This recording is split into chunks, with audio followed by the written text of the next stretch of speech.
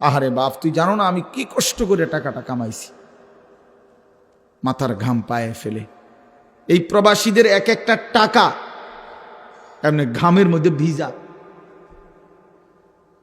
ঘামে ভিজা।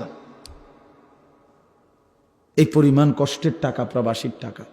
আমি তো দেখছি আমার জীবনে, আমি যে কয়বারই হজ ওমরায় গেছি প্রবাসীদেরকে দেখছি তাদের রোমে রোমে। আমি দুবাই গেছিলাম কিছুদিন আগে, হায় রে এয়ারপোর্টে দেখছি আমার প্রবাসী বাংলাদেশ কান্দা, আমারে দেখা ছেলে ফেলে, অনেক ছেলে কি কান্দা যে কাঁদছে জড়ায় ধরে ধরে এক এক ছেলে, যে হুজুর আপনার কথা শুনি আমরা, কিন্তু কয় যে হুজুর কি কষ্টে আছি, আল্লাহর কসম জীবনের কোনো সুখ বলতে আনন্দ বলতে কিচ্ছু নাই, শুধু কাম আর কাম, শুধু কাজ আর কাজ।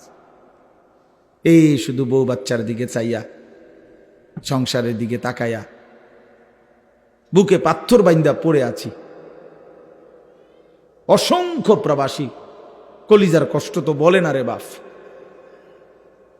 সে কি পরিমাণ কষ্ট করে। হ্যাঁ, এত কষ্টের বিনিময়ে 32 বছর, এইবারও দেখছি এক ভাই জিদ্দা থাকে 32 বছর ধরে। তো বেটা যদি 32 বছর বিদেশে করে, সৌদি আরব থাকে, এই বেচারা জীবনের আনন্দ আর কই, তার জীবনটা তো এমনি শেষ না।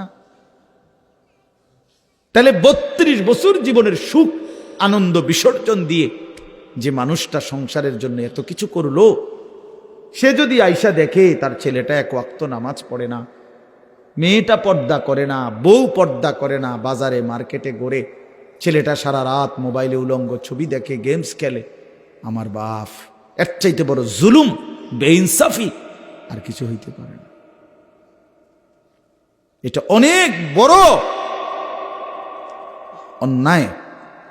তোমরা ছেলেরা যারা আছো, ভাইব, কোন মা বোন যদি প্রবাসীর স্ত্রী মেয়ে শুনে থাকেন আমার কথা, তারাও ভাইবেন আপনার স্বামী, আপনি যে পরিমাণ বেপরদিগি করেন, আপনি মনে করতেছেন আপনি ধনির দুলালি, না, আপনার স্বামীর এক একটা টাকা প্রবাস থেকে যা পাঠায় এটা ঘামে ভিজা ভিজা।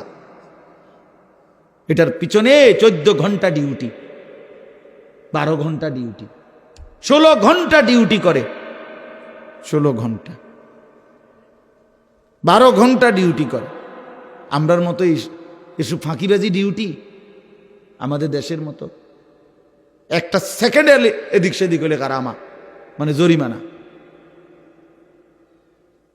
এই জন্য ভাই আমার, বন্ধু আমার, মনের আবেগে এই কথাগুলো বলে ফেললাম লম্বা করে।